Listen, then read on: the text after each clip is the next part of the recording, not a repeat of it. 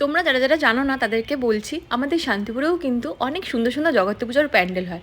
চলো আমাদের সাথে তোমরাও দেখে নাও। তো প্রথমেই তারা মা দর্শন করে চলে যাচ্ছি অন্য একটা প্যান্ডেলে। এটা হচ্ছে সামনেটা, এবার আমরা ভেতরে চলে যাচ্ছি। দেখো ভেতরটা কি সুন্দর, ঠাকুরের মুখটাও খুব সুন্দর লাগছে। তারপর একটা মেলার ভেতর দিয়ে চলে যাচ্ছি আর একটা প্যান্ডেলে। এই প্যান্ডেলটা আগের বছর এর থেকেও ভালো হয়েছিল, এই বছরও খুব একটা খারাপ হয়নি, মোটামুটি ভালোই হয়েছে। এরপর মায়ের মুখটা দর্শন করে চলে যাচ্ছে অন্য আর একটা প্যান্ডেলে। এই যে এই প্যান্ডেলটার ভেতরে সব থেকে মানে খুব সুন্দর মজার জিনিস লেগেছে পুতুলের নাচ। তো এটা মায়ের মুখ, এরপর চলো পুতুলের নাচটা দেখে নিই।